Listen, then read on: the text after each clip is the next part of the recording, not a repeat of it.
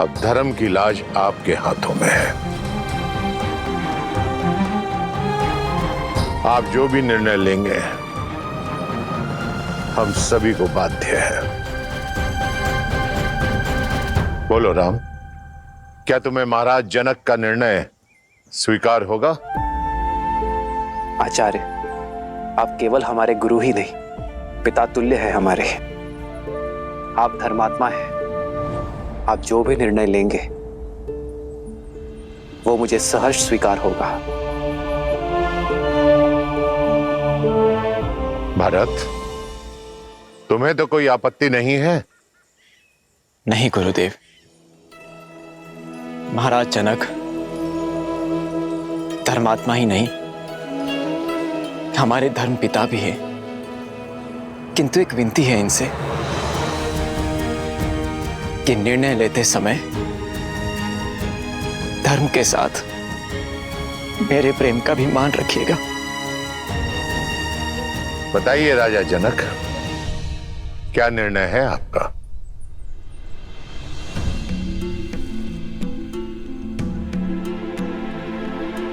कोई भी निर्णय लेने से पहले मैं अपने सौभाग्य को धन्यवाद देता हूं कि मुझे इस धर्म सभा में उपस्थित होने का अवसर मिला। एक और राम है जो धर्म और मर्यादा की प्रतीक है, तो दूसरी ओर भारत जो प्रेम और समर्पण की पराकाष्ठा है।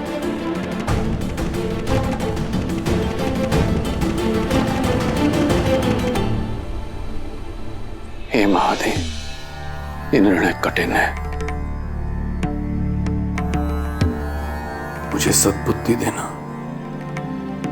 प्रेरणा देना, ताकि मैं उचित निर्णय ले सकूं। हर हर महादेव।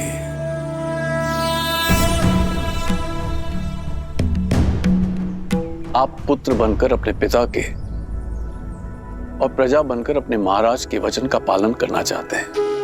आप धर्म के पथ पर हैं। शास्त्रों में भी कहा गया है, धर्मो रक्षति रक्षितः, अर्थात जो धर्म की रक्षा करता है धर्म उसकी रक्षा करता है। आप धर्म के पथ पर हैं। और भरत, आपके हृदय में अपने भाई के प्रति निश्चल प्रेम और भक्ति की वो प्रवाह है जिसके वेग से स्वयं भगवान विष्णु भी न बच सके, जिन्होंने अपने भक्त प्रहलाद को उनके पिता हिरण्यकश्यप के आतंक से बचाने के लिए अपनी माता के गर्भ से जन्म लेने की भी प्रतीक्षा नहीं की और सृष्टि के सारे नियमों को तोड़कर एक स्तंभ से नरसिंह के रूप में अवतरित होके अपने भक्त प्रहलाद की रक्षा की। ये कर्म ही धर्म पर निश्चल प्रेम की विजय का सूचक है।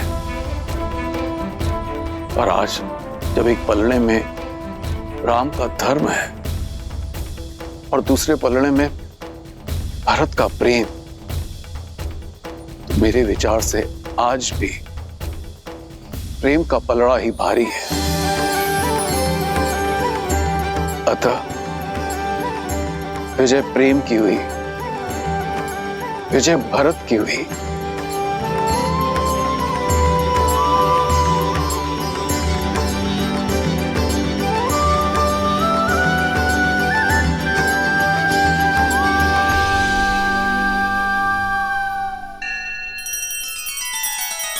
श्री रामचंद्र कृपालु भजु मन हरण भव भय दारुणम नव कंज लोचन कंज मुख कर कंज पद कंजारुणम।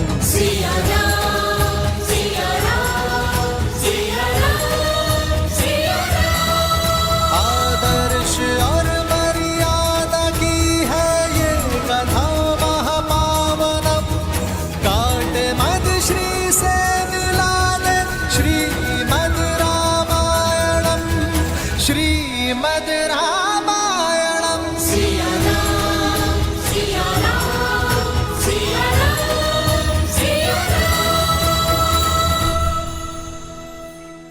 इसका अर्थ है कि मैं अपने भैया को अयोध्या ले जा सकता हूं,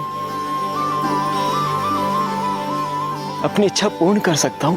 किंतु प्रेम के भी अपने कुछ नियम होते हैं कुमार। प्रेम में पहले उनके विषय में सोचा जाता है जिनसे हम प्रेम करते हैं। प्रेम में स्वार्थ नहीं, समर्पण का सहारा लिया जाता है, ना कि अपनी इच्छा पूर्ति का। इसीलिए मेरा परामर्श आपसे यह है कि आप निस्वार्थ भाव से, निश्चल प्रेम से स्वयं श्री राम से पूछें कि उनका निर्णय क्या है, उनकी प्रसन्नता किसमें है। फिर वो जो भी निर्णय लें उसे आप प्रेम पुष्प की तरह हृदय से स्वीकार करें। यही मेरा परामर्श है और यही मेरा निर्णय भी। महाराजा जनक, आपका कोटि कोटि धन्यवाद। निश्चल और निस्वार्थ की प्रेम की परिभाषा आज समझ आई मुझे, और इसके लिए भरत आपका सदैव आभारी रहेगा।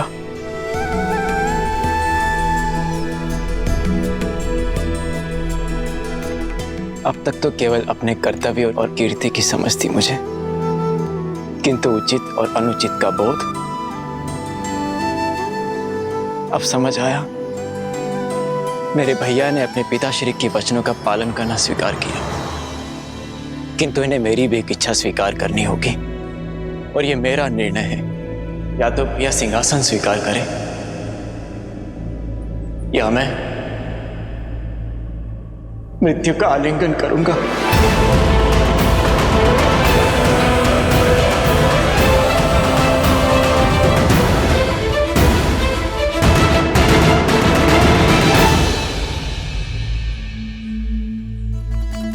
तुम्हारे प्रेम के वेग ने मुझे भी बहा दिया है भरत। तुम मुझे अयोध्या के राज सिंहासन पर बैठते देखना चाहते हो ना, तो वही सही। तुम्हारी प्रसन्नता के लिए मुझे वो भी स्वीकार है। सच भैया? हाँ भरत, किंतु पिताश्री के वचन को झुठलाने का साहस मुझ में अब भी नहीं है। मुझे 14 वर्ष का वनवास काट कर आने दो भरत। उसके बाद मैं तुमसे अयोध्या का राज सिंहासन स्वीकार कर लूंगा। तब तक अयोध्या का भार तुम्हारा हुआ मेरे भाई। आप महान हैं भैया, आप महान हैं। आपने अपने धर्म और मेरे प्रेम दोनों का मान रख लिया। कदाचित मेरे लिए इन पापों का यही दंड है कि 14 वर्षों तक आपके वियोग की असहनीय पीड़ा को मुझे सहना होगा भैया।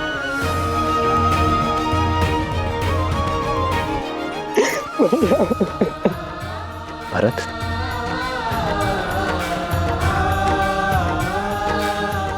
क्या हृदय भी कभी शरीर से भिन्न होता है भरत?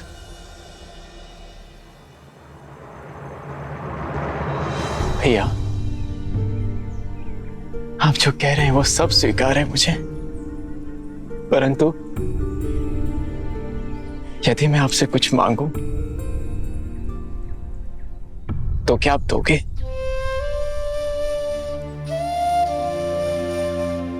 मेरे प्रिय भरत के लिए तो मेरे प्राण भी न्यौछावर है। बोलो भरत, क्या मांगना चाहते हो तुम? मुझे बस अपनी चरण पादुकाएं दे दीजिए।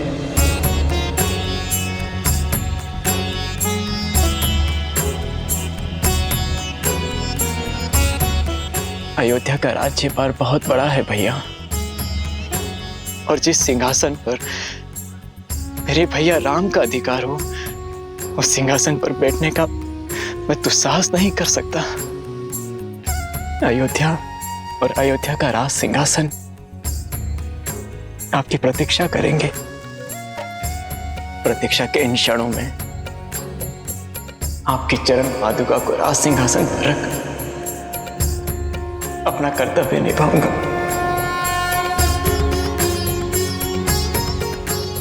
आपके पग धर्म के पथ पर है और आपके चरणों में पड़ी पादुकाओं को राज सिंहासन पर रखने से हमारी अयोध्या से धर्म का लोप नहीं होगा भैया।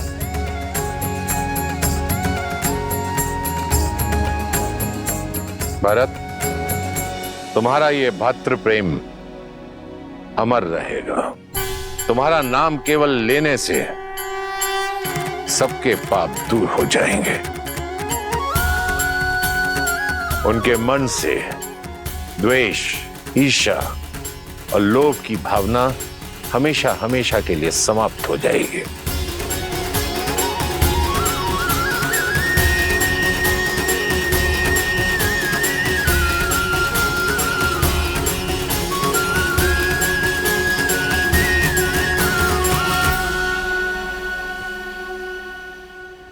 आदर्श और मर्यादा की है ये कथा महापावनम। काटे मद श्री से मिलाने श्रीमद् रामायणम, श्रीमद् रामायणम, श्रीमद् इन पर अपने पैर रख के इसे पवित्र कर दीजिए भैया।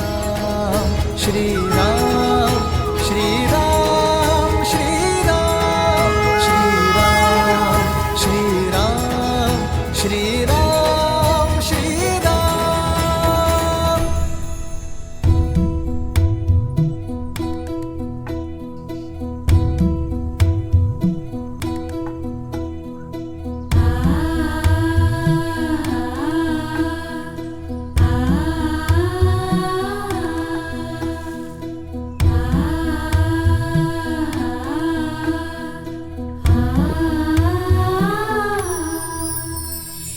राम भक्त ले चला रे राम की निशानी।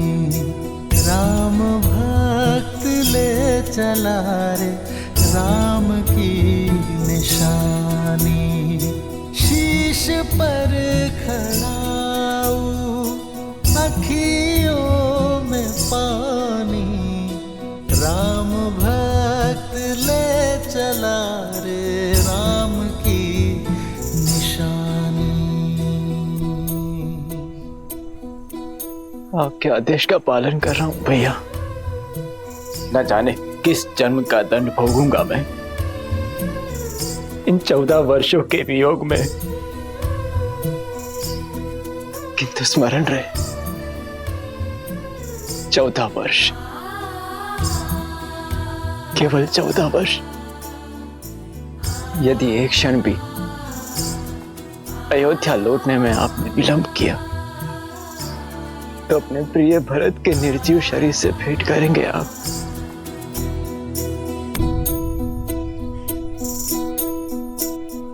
शीश खड़ाऊ ले चला ऐसे राम सिया जी संग हो जैसे। शीश खड़ाऊ ले चला ऐसे राम सिया जी संग हो जैसे। अब इनकी छाँव में रहेगी राजधानी। राम भक्त ले चला रे राम की निशानी। राम भक्त ले चला रे राम की निशानी।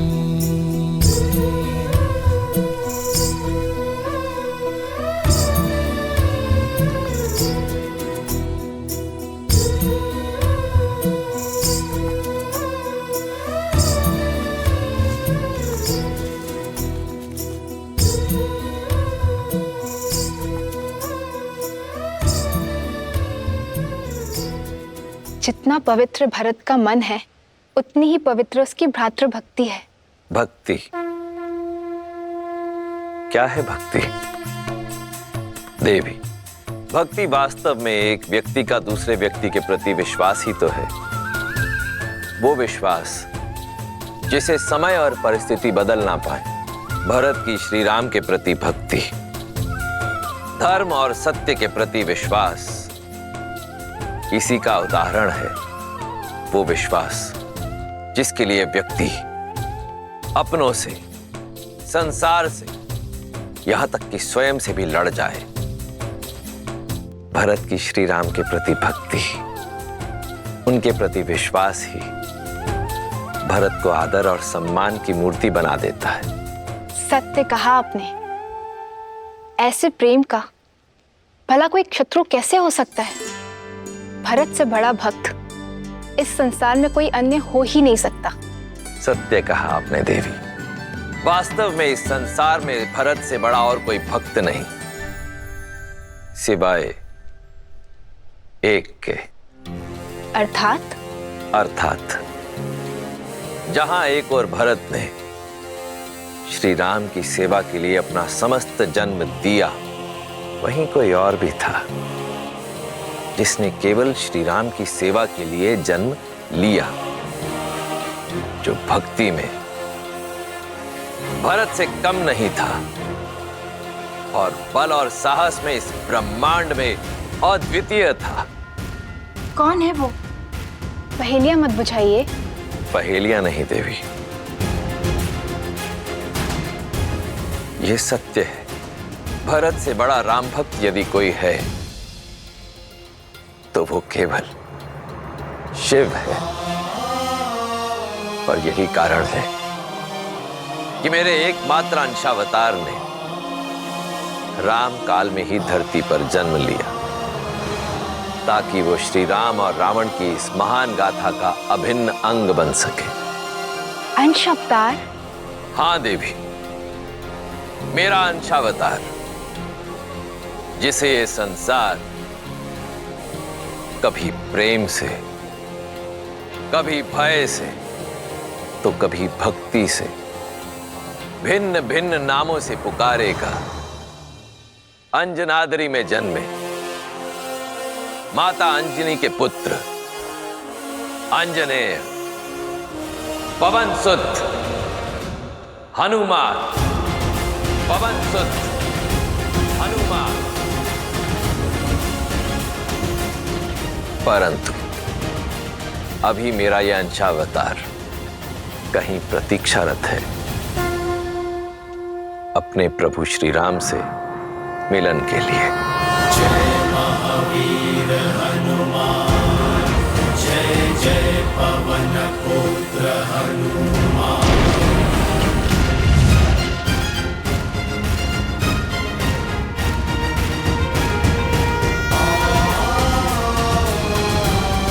राम राम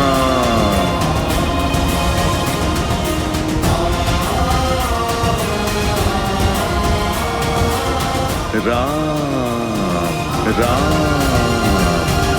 बजरंग बली हनुमान, जय जय महाबली हनुमान।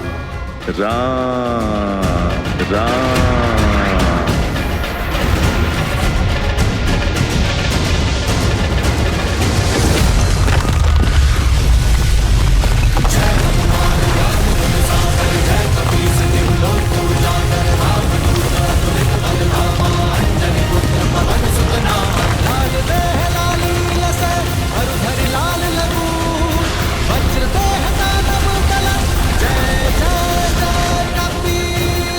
लगता है कोई भूचाल आया है। ये महाराज सुग्रीव के सेनापति हनुमान किसी भूचाल से कम है क्या? राम राम।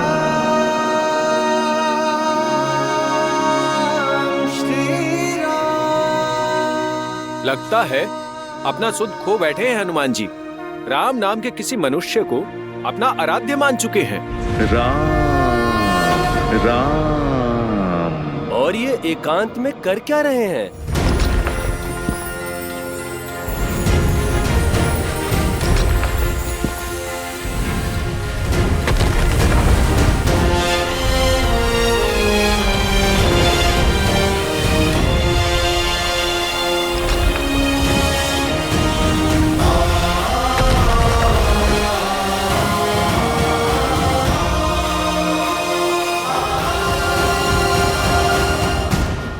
जाने राम नाम का जाप क्या क्या करवाएगा इनसे।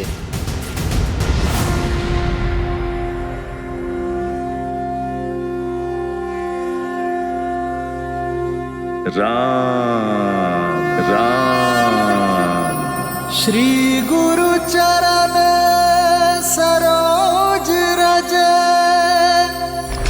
निज मनु मुकुरु सुधारी बरनऊ रघुबर बिमल जसु जो दायक फाल चारी।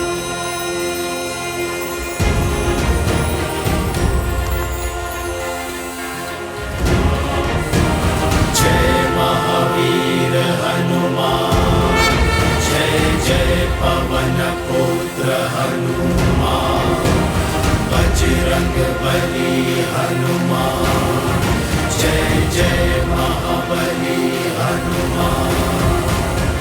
राम राम। जय हनुमान ज्ञान गुण सागर, जय कपीस तिहु लोक उजागर, रामदूत अतुलित बल धामा, अंजनी पुत्र पवन सुत नामा। राम।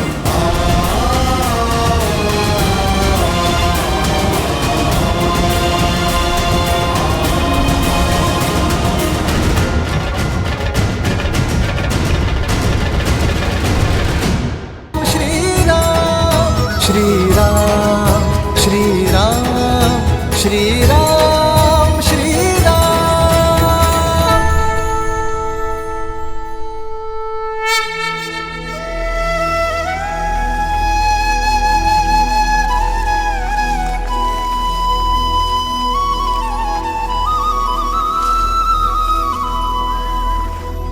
तुम्हारे प्रेम के वेग ने मुझे भी बहा दिया है भरत। तुम मुझे अयोध्या के राज सिंहासन पर बैठते देखना चाहते हो ना, तो वही सही।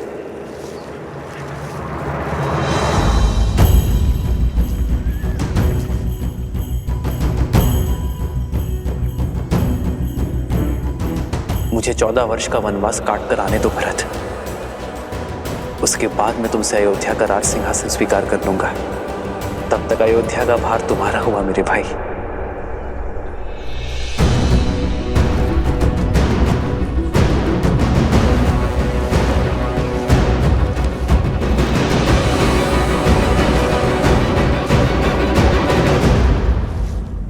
क्या हुआ भैया, आप रुक क्यों गए? देखिए अयोध्या की सीमा आ गई। इसीलिए तो रुक गया शत्रुघ्न। तुम इसी क्षण अयोध्या जाकर राज सिंहासन यहां लेकर आओ। कुमार भरत, ये क्या कर रहे हैं? सिंहासन यहाँ लाकर क्या करेंगे? कोई शंका? नहीं भैया, आदेश का पालन होगा। प्रस्थान कर। जी भैया।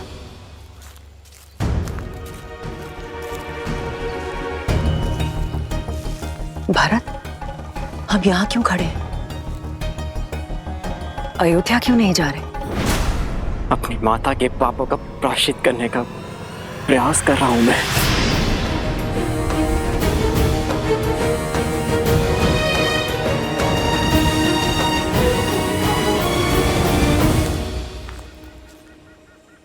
पुत्र, अब पादुकाएं नीचे रख दो। कब से ऐसे ही हो?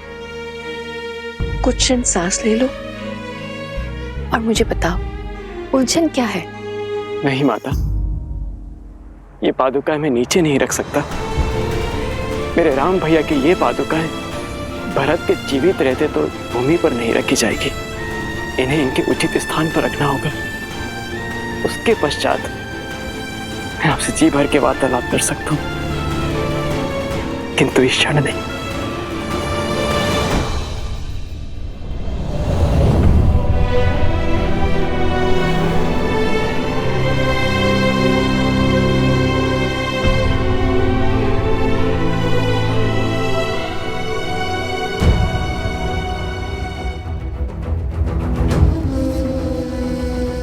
भोर से रात्रि हो गई, पर कुमार भरत ज्यों के त्यों खड़े हैं। हाँ सही कह रहे हो, ना तो श्री राम जी की पादुका नीचे रख रहे हैं और ना ही अयोध्या में प्रवेश कर रहे हैं। ना जाने क्या करने वाले हैं कुमार भरत।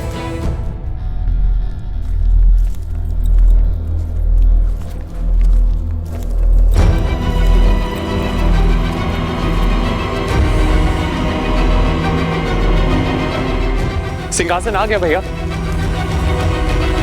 इस राज सिंहासन को यहां रख दो शत्रुघ्न। मेरे राम भैया ने यहीं से माटी उठाई थी।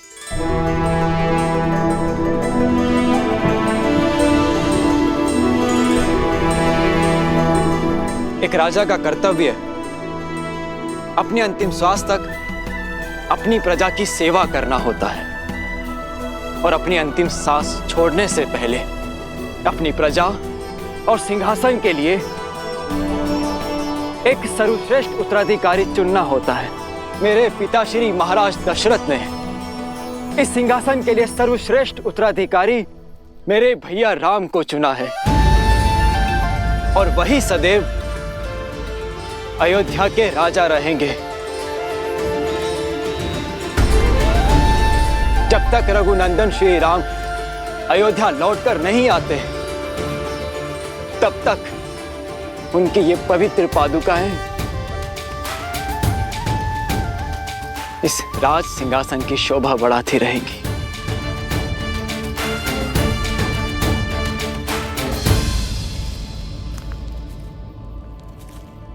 पुत्र भरत, ये तुम राजमहल में भी तो कर सकते थे। नहीं माता, जब राजा वनवास पे हो तो सिंहासन राज आवास में क्यों? भैया की अनुपस्थिति में हमारी प्रजा मुझे राजा समझने की भूल कर सकती है। और माता, मैं भी तो एक साधारण मनुष्य ही हूं। अयोध्या में रहते हुए, वहां का राजकाज करते हुए, यदि एक क्षण के लिए भी मेरे मन में राजा होने का विचार आया तो मुझे तो नरक में भी स्थान नहीं मिलेगा माता। और इसीलिए मैंने निर्णय लिया है कि जब तक मेरे राम भैया लौट कर नहीं आते तब तक मैं भी अयोध्या में पग नहीं धरूंगा।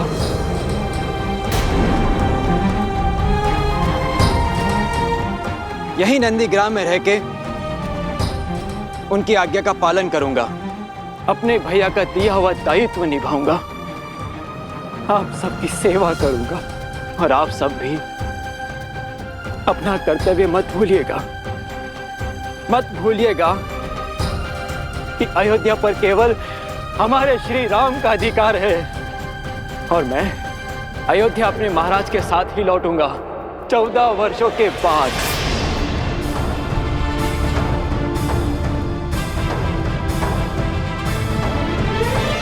जय श्री राम, जय श्री राम, जय श्री राम, जय श्री राम, जय श्री राम, जय श्री राम। राम मातु गुर पद सिरुनाई, प्रभु पद पीठ रजाय सुपाई।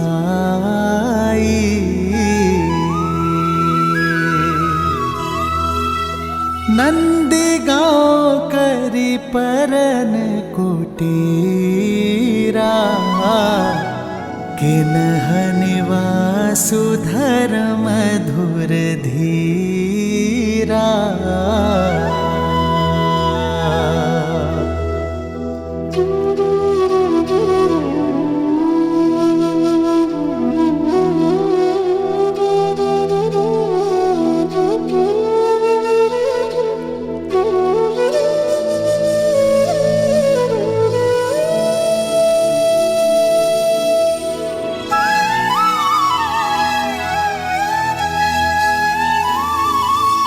मैं यहाँ अयोध्या के बाहर नंदीग्राम में रह के राजकाज संभालूंगा और शत्रुघ्न तुम अयोध्या के अंदर रहकर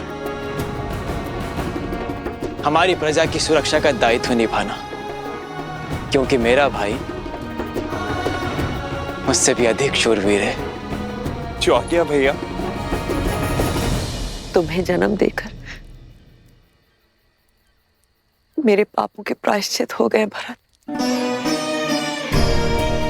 ये कहकर अपने आप को लज्जित होने से नहीं बचा पाए, किंतु अपने कर्मों से तुमने मेरे कोख की लाज रख ली भरत। मुझे गर्व है भरत कि तुम मेरे पुत्र हो। मुझे गर्व है कि मैं तुम्हारी माता हूं भरत। गर्व तो आपको होना ही चाहिए महारानी, क्योंकि श्री राम आपको अपनी माता मानते हैं। क्षमा कर दिया उन्होंने आपको, परंतु कभी विचार कीजिएगा महारानी कि जो अपने स्वार्थ के लिए अपनों के साथ छल करता है, उसे नर्क भी यहीं भोगना पड़ता है। आपने अपने पुत्र के सिंहासन के लिए मेरे श्री राम को वन भेजा, परंतु अब आपके पास क्या है? ना वो पुत्र जिसे आपने जन्म दिया, और ना वो पुत्र जिसे आपने वनवास भेज दिया, और ना वो पति जिसके प्रेम के साथ आपने छल किया। मेरे राम भैया के पास माता सीता है, लक्ष्मण है। मेरे पास मेरे राम भैया का प्रेम और उनका आशीर्वाद है, किंतु आपके पास कुछ नहीं, खाली हाथ। वास्तविक वनवास तो आप भोगेंगी महारानी, 14 वर्षों तक महल की बंद दीवारों के बीच।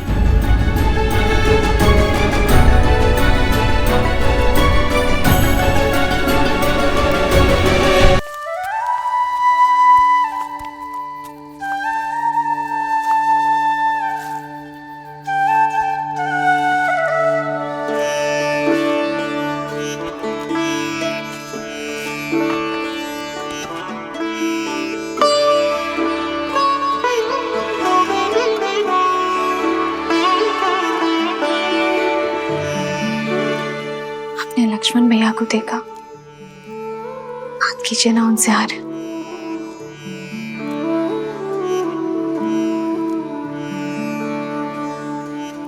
पहले परिवार से वियोग का दुख था, अब उनसे मिलने से कदाचित परिवार की स्मृतियां सता रही हो। एक विचित्र ग्लानि भाव देखा मैंने भैया की आंखों में। कभी कभी भावनाएं मन के अंकुश से मुक्त होकर बहने लगती हैं सीता।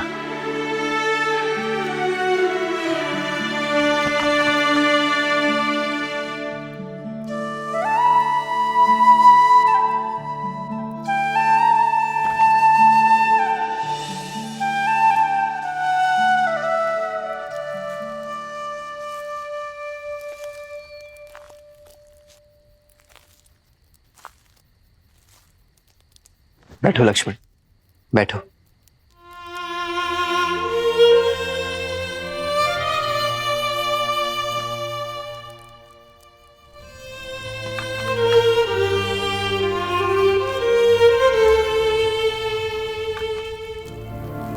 अग्नि में जितनी लकड़ियां डालते जाओगे वो उतनी ही भड़कती जाएगी लक्ष्मण।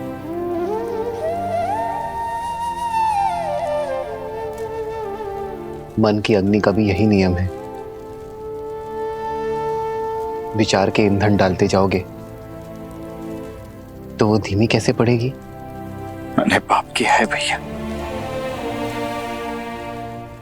स्वयं को बहुत छोटा अनुभव कर रहा हूं मैं। आपने बार बार समझाने का प्रयास किया मुझे, किंतु मेरी पत्नी मारी गई। लक्ष्मण, अपने प्रिय भरत भैया को नहीं, उस पवित्र आत्मा को नहीं पहचान पाए, उस पर संदेह किया मैंने भैया। स्वयं को अत्यंत मलिन कर लिया है मैंने भैया। मैं स्वयं को क्षमा नहीं कर पा रहा हूं।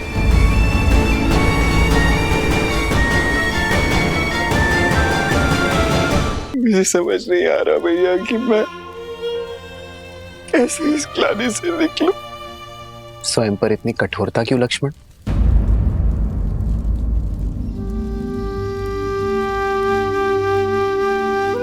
मेरे भाई ने कोई पाप नहीं किया है।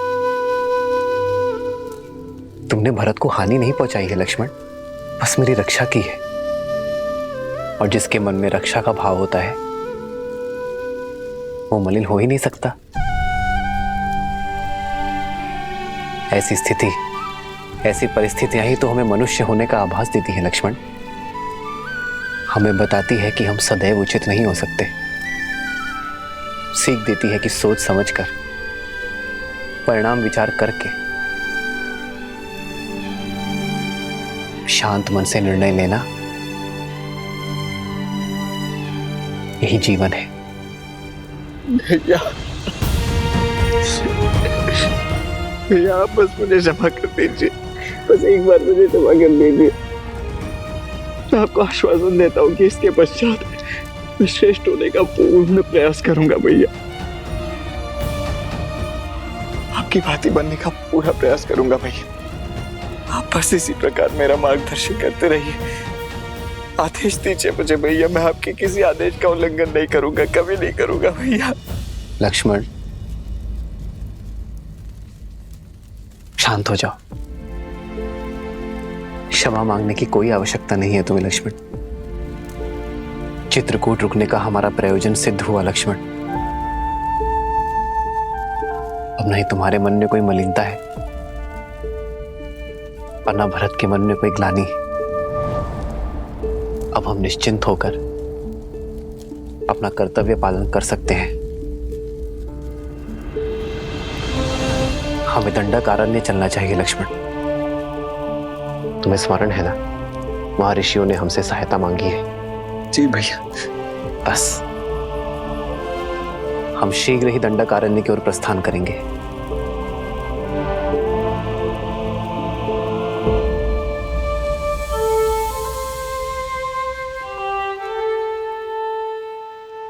जीवन के पथ पर बिछे कांटों पर भी इतनी सरलता से कैसे चलते हैं श्री राम? देवी, जो संकट के समय में भी संयम रखे वही तो है राम। जिनके निर्णय स्वार्थ से मुक्त हो वही तो है राम। जो अपने आज से संसार के आने वाले कल को सुंदर बनाए वही तो है राम। जो अपने कर्म, अपने चरित्र से मर्यादा को परिभाषित करे परंतु स्वयं फिर भी सरल रहे वही तो है मर्यादा पुरुषोत्तम श्री राम। जब मेघ अपने भीतर भरे जल का स्वार्थ छोड़ उसे भूमि पर बरसाने के लिए सज्ज हो जाए तभी तो प्रकृति खिलती है।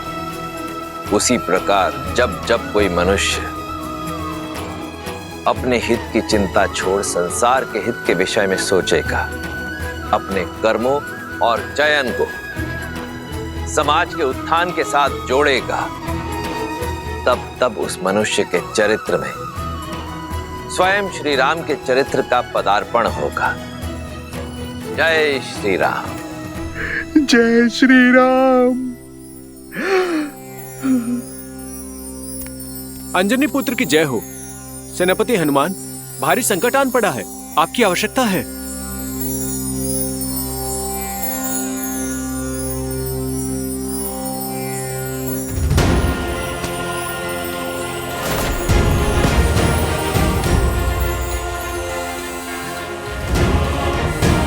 जय महावीर हनुमान।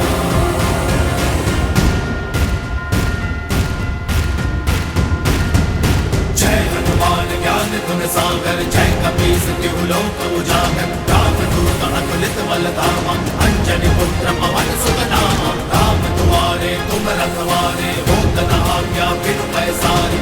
आपन तेज समारो आपै, तीनों लोक हाथ तेरे गापै। प्रणाम। एक हिंसक बाघ ने वन में आतंक मचा कर रखा है। छोटे बच्चे खेलने भी नहीं जाते, बहुत भयभीत हैं वो। अब आप ही रक्षा कर सकते हैं सेनापति जी।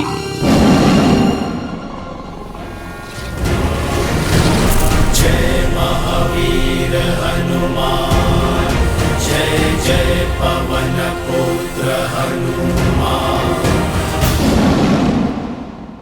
जय हनुमान ज्ञान गुण सागर, जय कपीस तिहु लोक उजागर। रामदूत अतुलित बल धामा, अंजनी पुत्र पवन सुत नामा। लाल देह लाली लस, हरधरि लाल लरूर।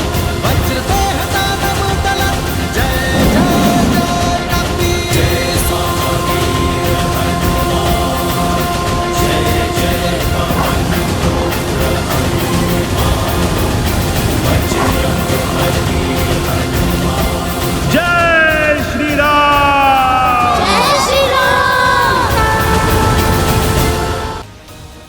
यदि तुम मिलकर सामना करोगे तो बाघ तो क्या, बड़े बड़े राक्षस भी चित हो जाएंगे तुम्हारे सामने। पर कैसे? जब बल कम हो तो बुद्धि और एकता काम आती है। चलो योजना बनाते हैं। श्री हनुमान जी की जय, श्री हनुमान जी की जय, श्री हनुमान जी की जय। एक एक वानर एक एक वृक्ष पे होगा, अच्छे से दृष्टि रखेगा कि बाघ किस मार्ग से जा रहा है। जिस वानर के पास से वो निकले, वो वानर अपनी चित्कार से संकेत करेगा। सचेत करने के लिए केवल सचेत नहीं करना है, बाघ के पीछे चलकर बिना किसी ध्वनि के उसका पीछा करना है।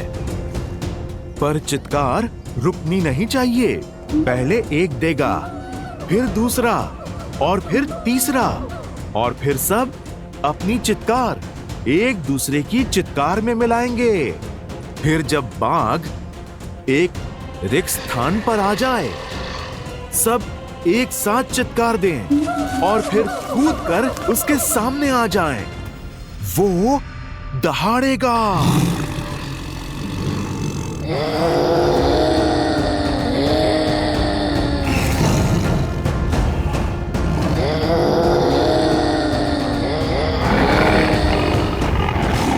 पर पुत्रों ध्यान रहे, बाघ डरा नहीं है, वो आक्रमण करने की तैयारी कर रहा है। यदि उसने आक्रमण किया तो? श्री रामचंद्र कृपालु भजु मन हरण भव भय दारुणम। नव कंज लोचन कंज मुख कर कंज पद कंजारुणम। सिया राम, सिया राम, सिया राम, सिया राम। आदर्श और मर्यादा की है ये कथा महापावनम।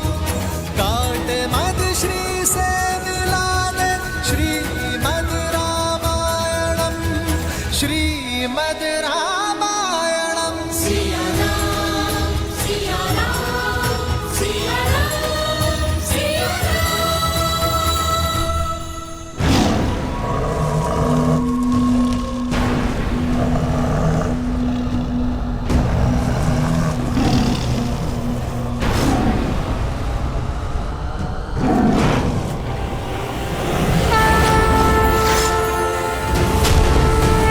जय महावीर हनुमान, जय जय पवन पुत्र हनुमान। बजरंग बली हनुमान, जय जय महाबली हनुमान।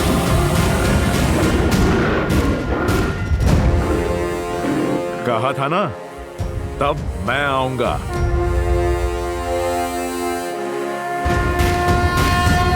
जय हनुमान। समान ज्ञान गुण सागर जय कपीस तिहु लोक उजागर रामदूत अतुलित बल धामा अंजनी पुत्र पवन सुत नामा राम दुआरे तुम रखवारे होत न आज्ञा बिनु पैसारे आपन तेज समारो आपे दीन लोक हाथ कै कापे।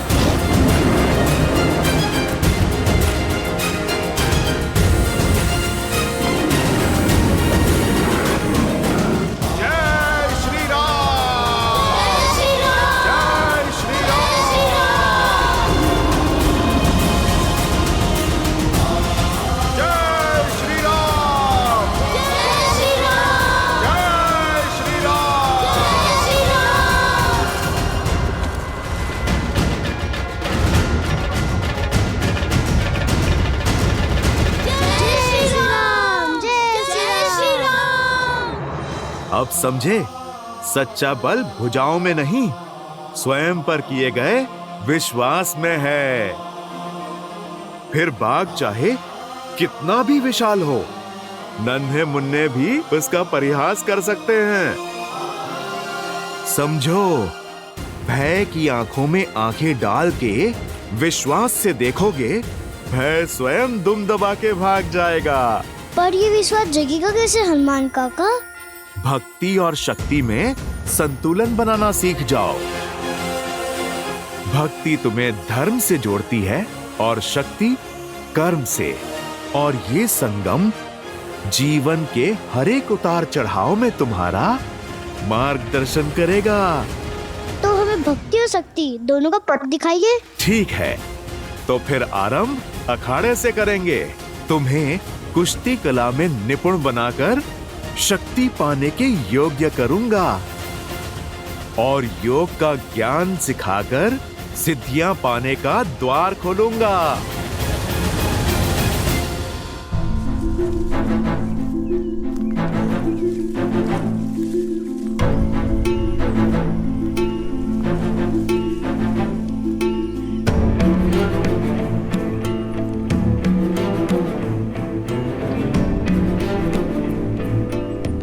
मानचित्र के अनुसार मार्ग तो यही है, परंतु यहाँ तो नदी है।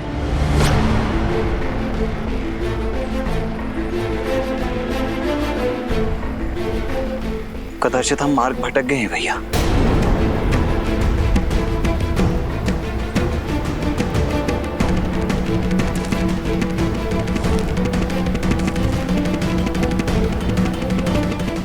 नहीं लक्ष्मण, अब तक का मार्ग ऋषि भारद्वाज द्वारा दिए गए मानचित्र के अनुसार ही चुना है, अर्थात दंडकारण्य का मार्ग सामने ही होना चाहिए। परंतु यहाँ तो नदी है ना भैया, फिर कदाचित ऋषि भारद्वाज से मानचित्र बनाने में कोई त्रुटि हुई हो। नहीं लक्ष्मण, ऋषि भारद्वाज बहुत ज्ञानी और अनुभवी है। वर्षों बिताए हैं उन्होंने यहाँ। उनके ज्ञान पर संदेह करना उचित नहीं है। मार्ग हमारे सामने ही है लक्ष्मण, कदाचित हम उसे देख नहीं पा रहे हैं।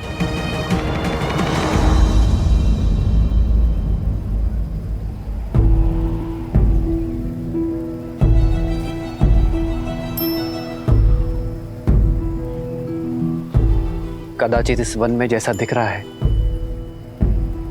वैसा है नहीं लक्ष्मण।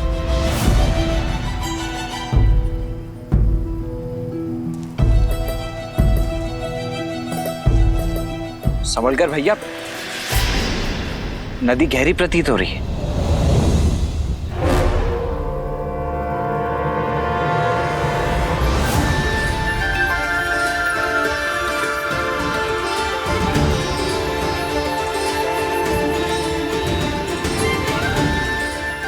यहाँ कोई नदी नहीं है, केवल नेत्रों का भ्रम है। ऋषि भारद्वाज ने भी बताया था कि राक्षस मायावी है। कहीं ये भी किसी माया का भागी तो नहीं है? यदि मार्ग ढूंढना है तो माया से लड़ना होगा लक्ष्मण। जी भैया।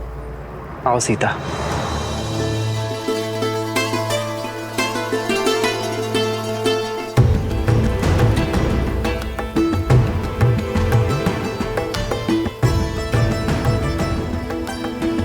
आओ लक्ष्मण।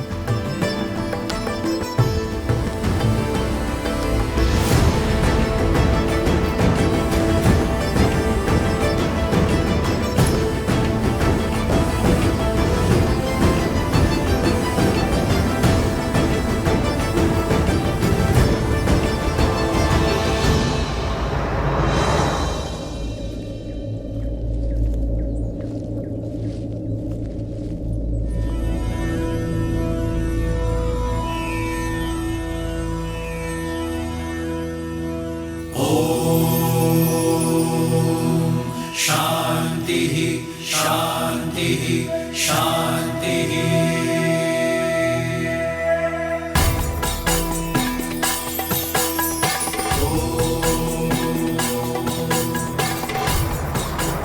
राम, तुम आ गए?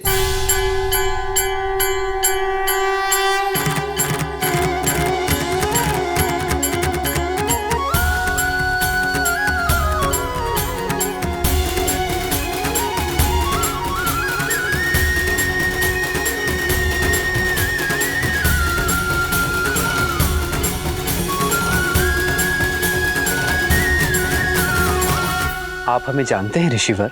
हाँ राम, तुम्हारे जैसा पुरुषोत्तम ही हमारे द्वारा रचित इस ब्रह्म जाल को तोड़कर अत्रि आश्रम में प्रवेश कर सकता है। ऋषि अत्रि, भाग्यशाली तो हम हैं जिनके तप और तेज के विषयों के बारे में केवल सुना, आज उनके दर्शन भी पा लिए। प्रणाम ऋषिवर। यशस्वी भव, तुम्हारा शौर्य बना रहे। सौभाग्यशाली भव। ऋषिवर, यदि हमारे आगमन से आपका तप भंग हुआ है तो हमें क्षमा कर दीजिए। नहीं राम, तुम्हारे आने की प्रतीक्षा के लिए तो ये तप था और तुम आ गए, अब ये संपूर्ण हो गया। हमारे आने की? हाँ, उन राक्षसों के अंत के लिए जिनका प्रवेश रोकने के लिए मैंने अपने आश्रम के चारों तरफ दृष्टि भ्रम उत्पन्न किया हुआ था। अब तुम आ गए, इसकी कोई आवश्यकता नहीं। बचपन से आपके तेज और माता अनुसुईया के तप की कथाएं सुनी है, आज दर्शन हुए। माता अनुसुईया के दर्शन की भी इच्छा थी मेरी। कहाँ है वो?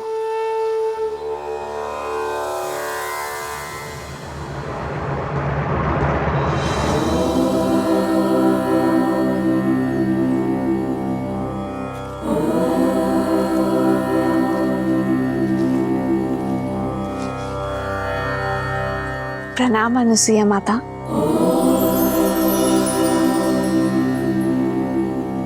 राम और लक्ष्मण का भी प्रणाम स्वीकार करें माता। आशीर्वाद मांगने के पूर्व मेरे एक प्रश्न का उत्तर दो राम। ये दंडक वन है, यहाँ पग पग पर उदंडी असुरों का वास है। ये एक सज्जन शीलवान स्त्री के लिए कोई स्थान नहीं। और यहाँ तुम अपनी कोमल पत्नी को लेकर आने की भूल कैसे कर सकते हो? ये सुरक्षित नहीं है राम। क्षमा करें माँ, पर मैं असुरक्षित नहीं। जैसे आपके पास आपकी सुरक्षा के लिए आपके तप का ताप है, उसी प्रकार मेरे पास मेरे पति, मेरे श्री राम का कवच है, भैया लक्ष्मण की सुरक्षा है। जिस प्रकार आप इसी वन में अपने पतिव्रता के बल से अपने पति की संगिनी बनकर रह रही हैं, उसी से प्रेरणा लेकर ये सीता भी आपकी ही भांति अपने पति की यात्रा में उनका साथ देगी। ऋषि भारद्वाज के आदेश से पीड़ित ऋषियों के तारण के लिए हम दंडक वन की ओर बढ़ रहे हैं। कदाचित यही हमारे वनवास के लिए नियति का उद्देश्य है ऋषिवर। ऐसे में आपसे भेंट हमारे लिए आशीर्वाद है। हम आशा करते हैं कि आगे की परिस्थितियों, समस्याओं और उनके निवारण के लिए आप हमारे मार्गदर्शक बनेंगे। दंडकारण्य? क्या हुआ ऋषिवर? आप इतने चिंतित क्यों हो गए? दंडकारण्य कोई सामान्य वन नहीं है, सहस्त्र मायावी राक्षसों का गढ़ है राम।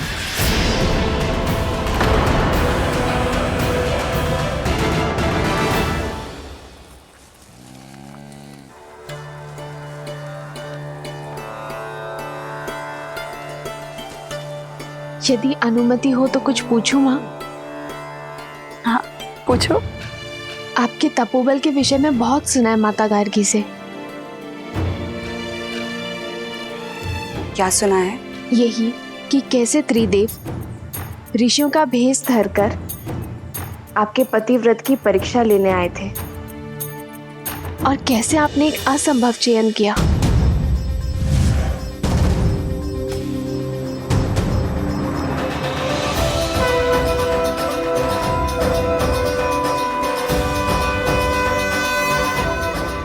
ब्राह्मणों की सेवा तो हर गृहस्थ का धर्म होता है।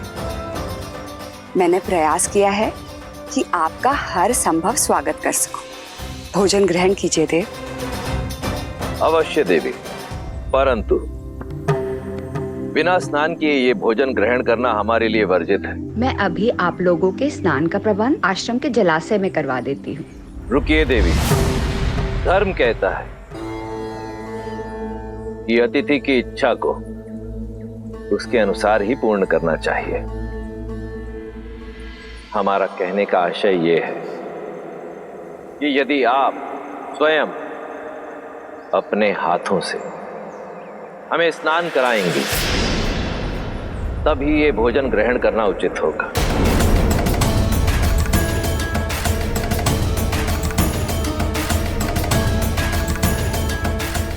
किस सोच में पड़ गई देवी? चयन आपका है। यदि आज हम ब्राह्मण ये भोजन ग्रहण करके इस आसन से उठेंगे तो ऋषि अत्रि का यश सर्वदा बना रहेगा, परंतु यदि हम भोजन ग्रहण किए बिना ही आसन से उठ गए तो अब तुम ही बताओ सीता, ये चयन उचित था या नहीं? चयन कठिन अवश्य था। जिस संसार में एक स्त्री की पहचान उसका रूप और यौवन होता है, आपने अपनी बुद्धिमता और चतुराई से स्त्री की नई परिभाषा लिख दी है। एक ओर पतिव्रता धर्म था और दूसरी ओर अतिथि धर्म। एक को बचाती तो दूसरा टूट जाता। ऐसे धर्म संकट में आपने अपने तप के बल से जो किया उससे न केवल दोनों धर्म का पालन हुआ बल्कि एक स्त्री की महानता और एक नारी के बल को नया आयाम मिला।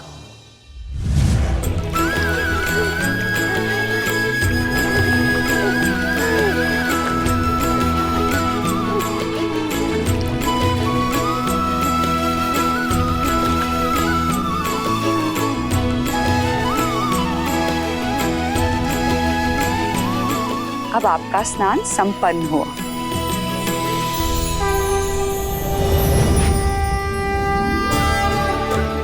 प्रणाम देवी। त्रिदेवियां एक सन्यासिन के घर, मैं धन्य हुई। कैसे करूं आपका स्वागत? हमें स्वागत नहीं, आपकी सहायता चाहिए देवी।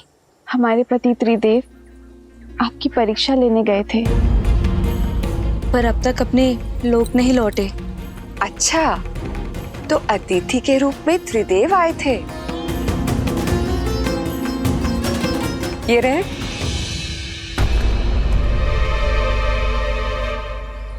अपना अपना चुन लो।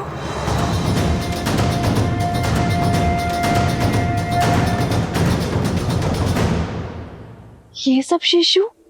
हाँ, इन सब का आग्रह था कि मैं भोजन के पूर्व इन्हें अपने हाथों से स्नान कराऊं।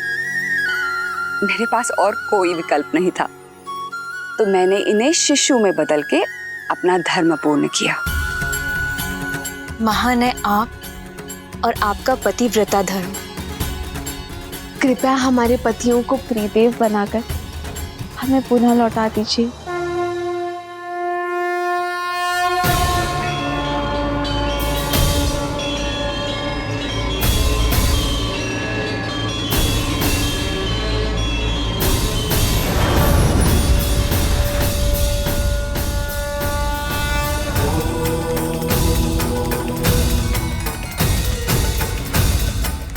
देवी अनुसूया, संसार में जब जब पतिव्रता धर्म की बात होगी तब तब आपका उल्लेख अवश्य होगा। धन्य है आपका तप, आपका बल और आपका धर्म। और धन्य है हम माता कि हम जो जन्मे नहीं, उन्हें आपके रूप में माता का प्रेम और स्नेह मिला। कथा सुनना महत्वपूर्ण नहीं है, महत्व तो सीख का है जिसे ग्रहण करना आवश्यक है। बताओ तुमने क्या सीखा सीता? जो सीखा उसी का बल लेकर तो इस मायावी वन में आ सकी हूं मैं माता। मैंने सीखा यदि आपके हृदय में आपके जीवन साथी के लिए अटल प्रेम और अटल समर्पण हो, जब अपने प्रेम और समर्पण पर पूर्ण विश्वास हो, तो कोई माया ही क्या, संसार रचने वाले, चलाने वाले और नष्ट करने वाले त्रिदेव भी उस विश्वास को खंडित नहीं कर सकते माता। सारे संसार को उसके सामने नतमस्तक होना ही पड़ता है। तुम अद्भुत हो सीता, तुम्हारे आचरण और तुम्हारे विचारों ने मुझे जीत लिया है। तुमने अपने लिए मेरे मन में एक विशेष स्थान बनाया है सीता। मैं तुम्हें कुछ देना चाहूंगी। दंडकारण्य रण क्षेत्र होगा राम, जहां शत्रु सामने से नहीं दिखाई देगा और प्रहार किसी भी दिशा से हो सकता है। जहां रावण के सौतेले भाई खरदूषण के अतिरिक्त अकंपन, तृष्णा, विराद और कवंद जैसे मायावी राक्षस होंगे।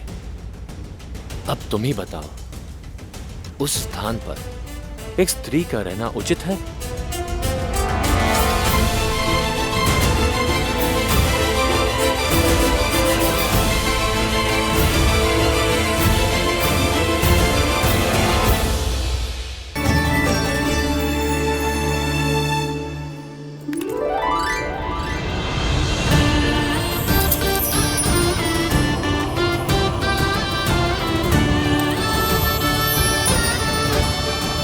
साक्षात देवी लक्ष्मी का अवतार लग रही हो।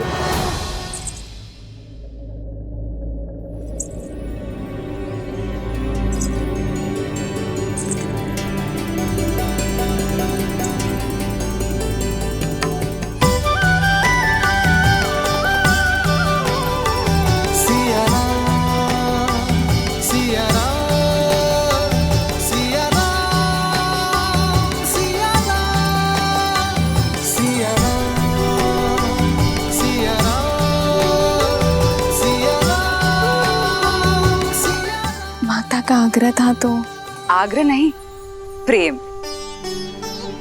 माता के घर से कहीं कोई पुत्री खाली हाथ जा सकती है? राम, पुत्री ने माता की आज्ञा मानी राम, अब तुम मेरी आज्ञा मानो। सीता को दंडकारण्य जैसे भयावह स्थान पर मत ले जाओ, ये उनके लिए सुरक्षित नहीं है।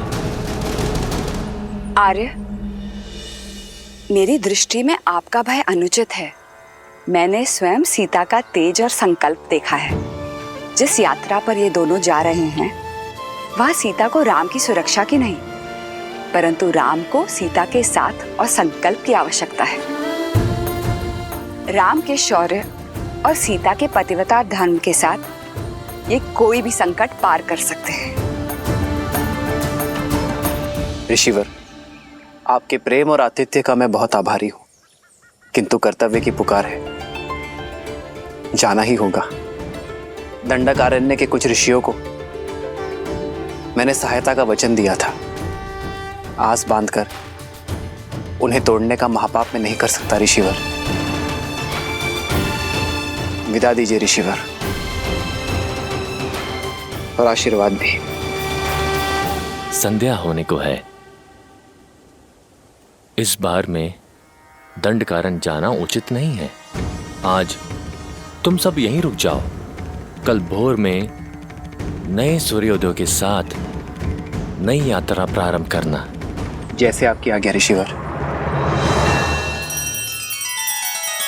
श्री रामचंद्र कृपालु भजु मन हरण भव भय दारुणम नव कंज लोचन कंज मुख कर कंज पद कंजारुणम। सिया राम सिया राम सिया राम सिया राम। आदर्श और मर्यादा की है ये कथा महापावनम काट मद श्री से मिलाने श्रीमद् रामायणम श्रीमद् रामायणम। सिया राम सिया राम सिया राम सिया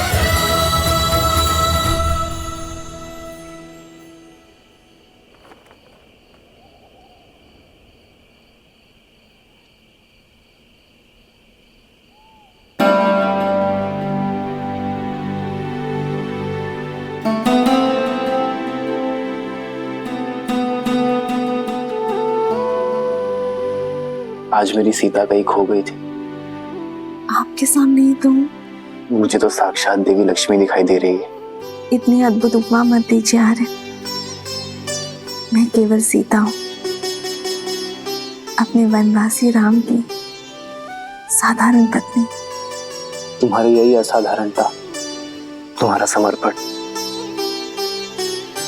तुम्हें असाधारण से परे बनाते हैं सीता। पवित्रता और सौंदर्य का संगम हो तुम। सच में तुम्हें पाना मेरा सौभाग्य है सीता।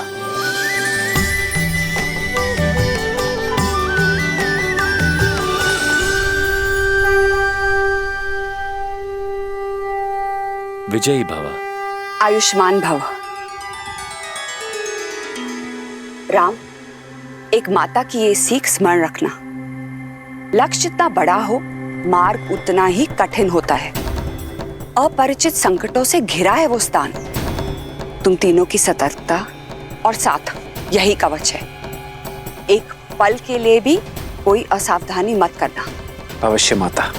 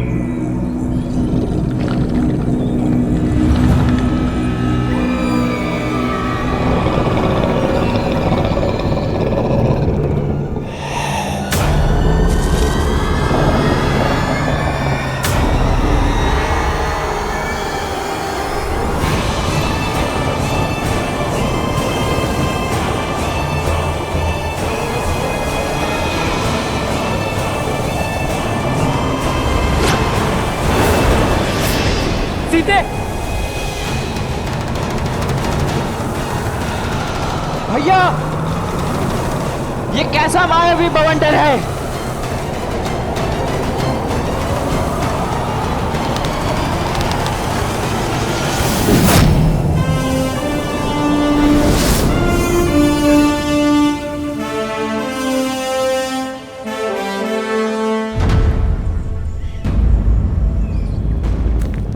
भैया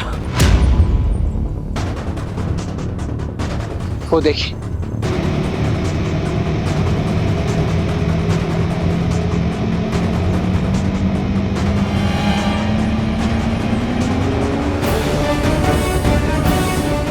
वो महापापी विराट नव युवतियों को ही अपना लक्ष्य बनाता है।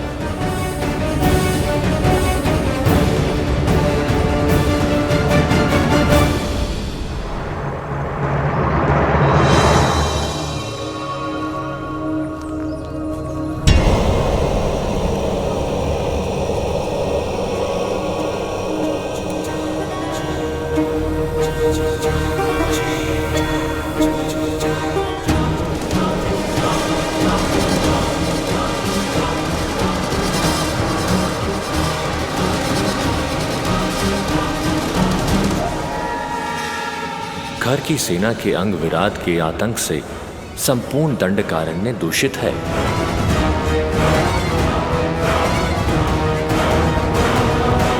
ना जाने कितने ही मनुष्यों को लील गया होगा ये महापापी। इसे अवसर नहीं, अंत की आवश्यकता है। हमें विराट का संहार करना ही होगा लक्ष्मण।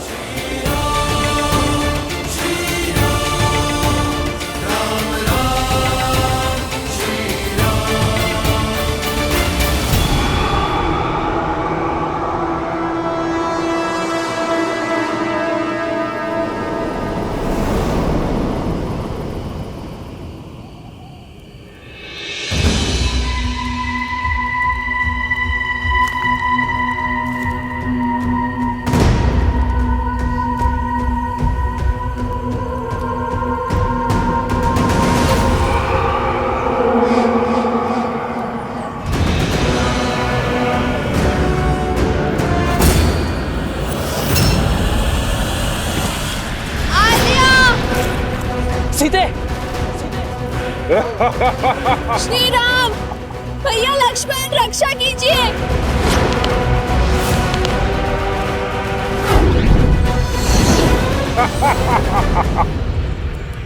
भैया, ये विराट! सीते!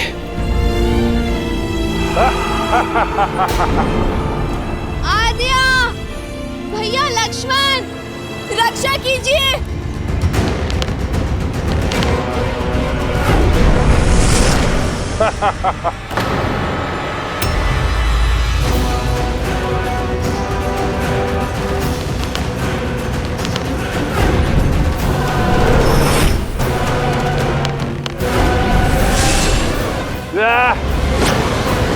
सीते!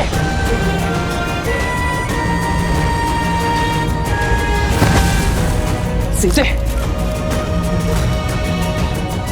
उठो सीते!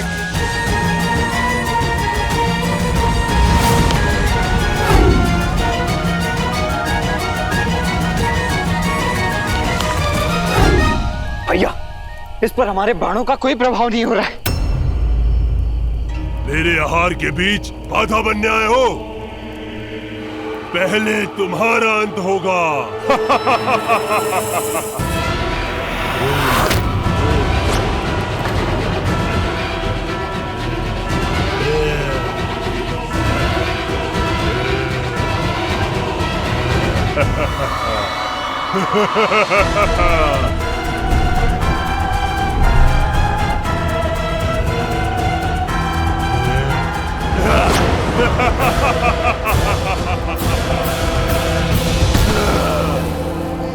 बड़ा दुखदाई और कष्ट भरा अंत होगा तुम्हारा।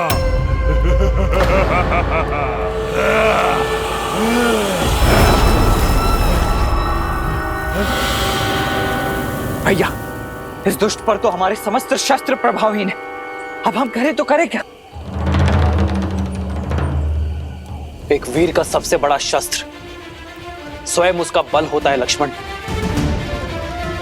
लक्ष्मण, मल्ल युद्ध का प्रशिक्षण स्मरण है ना?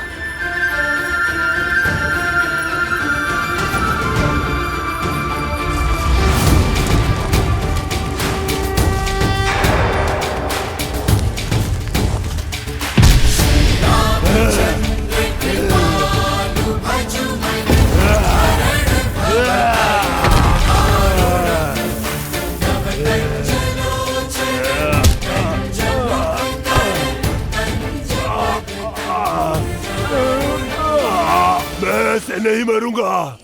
मुझे श्राप मिला है। मेरा मोक्ष ऐसे नहीं होगा। कोई लाभ नहीं है ये सब करने से।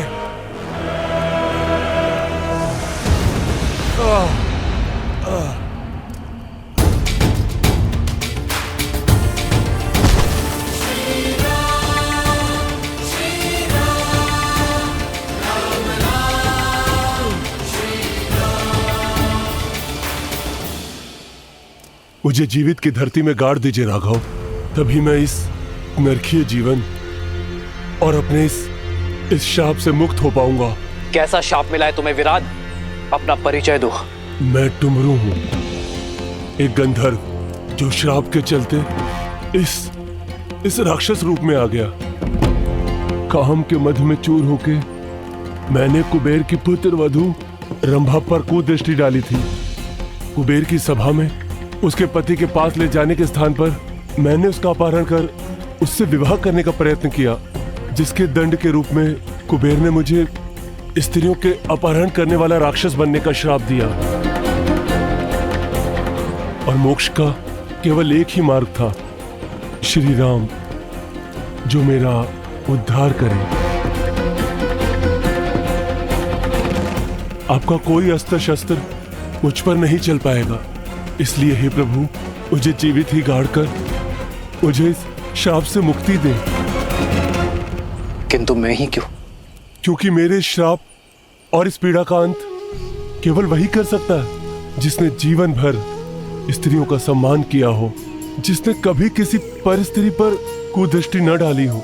मैंने मोक्ष की इच्छा से न जाने कितने ऋषि मुनि और देवों के दरवाजे खटखटाए, किंतु सभी के मन में किसी न किसी पराई स्त्री के लिए काम अवश्य जागा था। प्रभु राघव, इस संसार में केवल आप हैं जो पवित्र हैं, इसलिए हे राम, मेरी सहायता कीजिए, मुझे श्राप से मुक्ति दिलाइए। टुमरू, तुम्हारा जीवन समस्त संसार के लिए एक सीख है। स्त्रियों के सम्मान, उनके आदर का पाठ पढ़ाने वाला अध्याय है। मुझे तुम पर दया आती है टुमरू, और मैं तुम्हारी पीड़ा को भी समझता हूं। इसलिए मैं तुम्हें तुम्हारी मुक्ति में सहायता अवश्य करूंगा।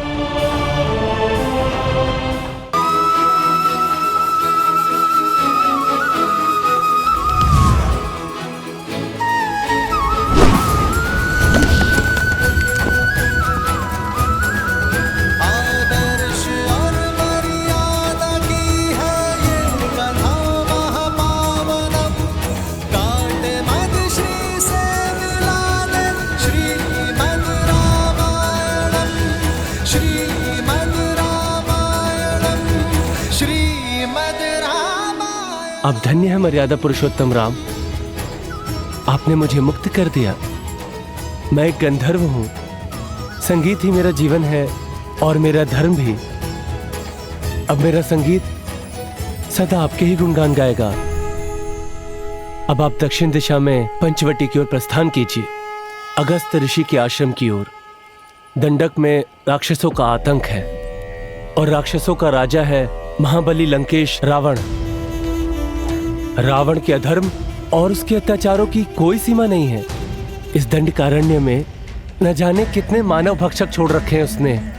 और इस राक्षसी सेना का प्रमुख है खर, जो रावण की छाया बनकर अपने भाई दूषण के साथ मिलकर अपने इस आतंक से धर्म और मर्यादा का गला घोट रहा है। अधर्म और पाप के इस जाल से बचने के लिए, धर्म और पुण्य की स्थापना के लिए प्रभु आपको ऋषि सरभंगा के मार्गदर्शन की आवश्यकता है। वही आपको ऋषि अगस्त तक पहुंचाएंगे। केवल ऋषि अगस्त ही हैं जो राक्षस राज और उनके अंत के ज्ञाता हैं। शीघ्र जाइए राम, ऋषि सरभंगा के जीवन की डोर को आपके दर्शनों की आस ने ही थाम रखा है। फिर तो हमें इसी क्षण निकलना होगा।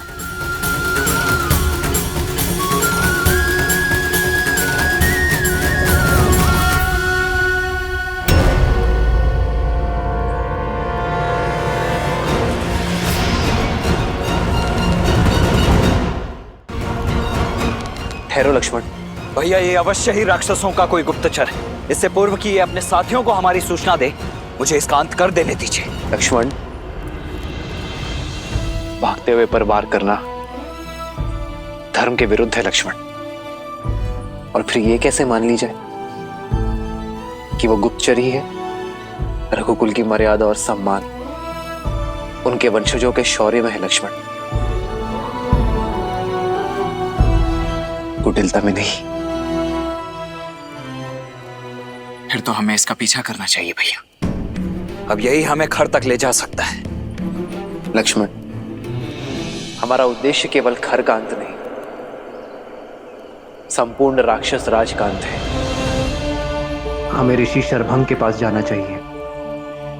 उनका मार्गदर्शन हमारी प्रतीक्षा कर रहा है लक्ष्मण। जी भैया। स्वामी, श्री राम की कथा सुनने में बड़ा आनंद आता है, किंतु वनवास के कुछ ऐसे क्षण हैं जो मुझे आहत कर देते हैं। मैं समझता हूं देवी, परंतु वृक्ष की छाया के सुख का आभास तभी होता है जब व्यक्ति कड़ी धूप में अपने तन को बहुत देर तक जलाए। ये प्रसंग संसार के लिए इसलिए आवश्यक है क्योंकि ये संसार को ये शिक्षा देते हैं